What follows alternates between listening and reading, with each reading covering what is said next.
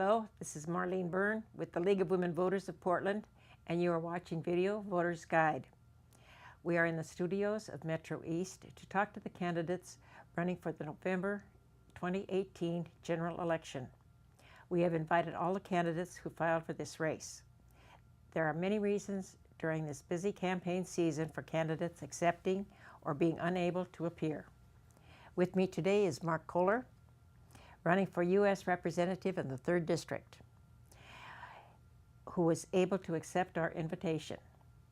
We are sorry that one of the candidates in this race, Earl Blumenauer, has been unable to accept our invitation. We urge voters to visit the League of Women Voters website and use the League's 411.org for comprehensive coverage, where candidates may also choose to include their information, including some of their own video tubes. Now for the questions. Criminal justice has had bipartisan support, yet Congress has not been able to pass any substantive legislation. What aspects of criminal justice reform would you support? Well, you know, we have, it's certainly been one of the most visible topics in Portland over the last several years. Our system now is, in my mind, is broken. We have, fortunately, we do have a city council. I know we may have some changes to our city council, but we have the ability in Portland to deal with some of those issues here locally. One of the biggest challenges I see is the rules, essentially, of engagement for our police officers allow them to use their discretion to decide where there is physical danger to either themselves or the public, and then to use deadly force where they feel it's appropriate. And the ability to assess that is an individual decision of police officers, which has unfortunately resulted in the death of a lot of people who should not have been killed for the acts that they may have been performing. And the oversight to that, unfortunately, is themselves.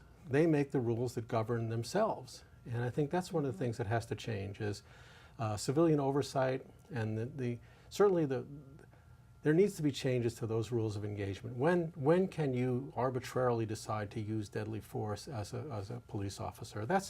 And I don't know whether we can do that on a national level or not. We can certainly push that on a national level, but there are certain things that our Constitution gives powers to states versus the federal government.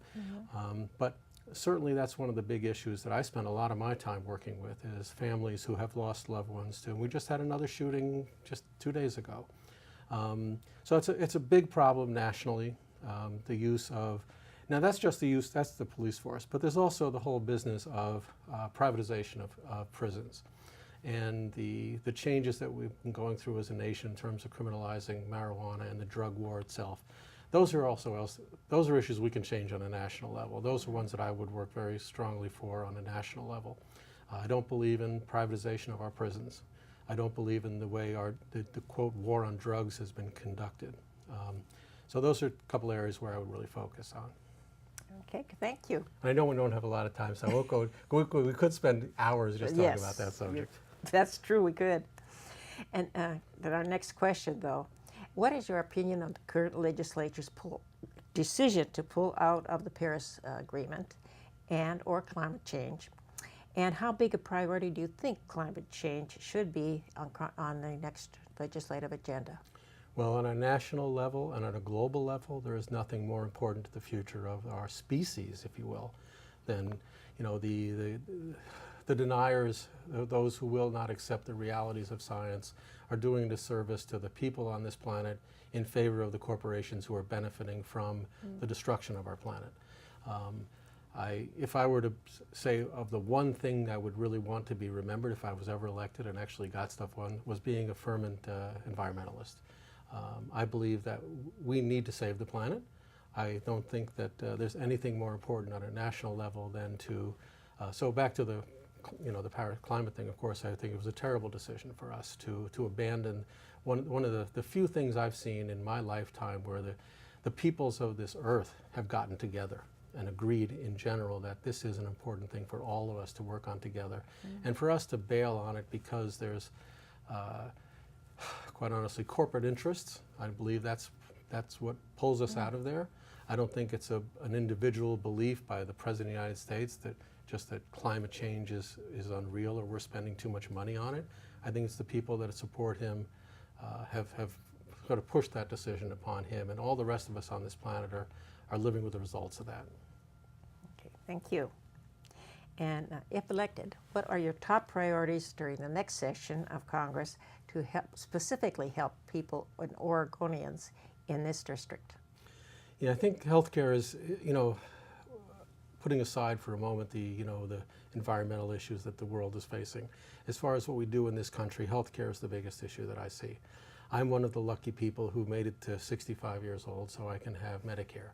And it's a wonderful program. And I think that's, I've seen, probably you have too, in Washington, there's a debate going on, and a lot of the hate ads have been coming criticizing Medicare for All, as it's going to cost $100,000 for every person and $36 trillion in debt. People throw these crazy things around. But I really believe that we need to really make not just verbal commitment to health care for all, but they should make it the reality in this. And I think people who are voting for Congress or for senators, they need to vote for those people who have not only just signed on to Medicare for All, but are willing to commit themselves to make that a reality. So that's the one biggest issue on a national level that I would be fighting for. Okay, well, thank you. Sure. And this has been Video Voters Guide, and thank you for watching. The general election is Tuesday, November 6th. Be sure to inform yourself about the candidates, and be sure you know your ballot measures and exercise your right to vote.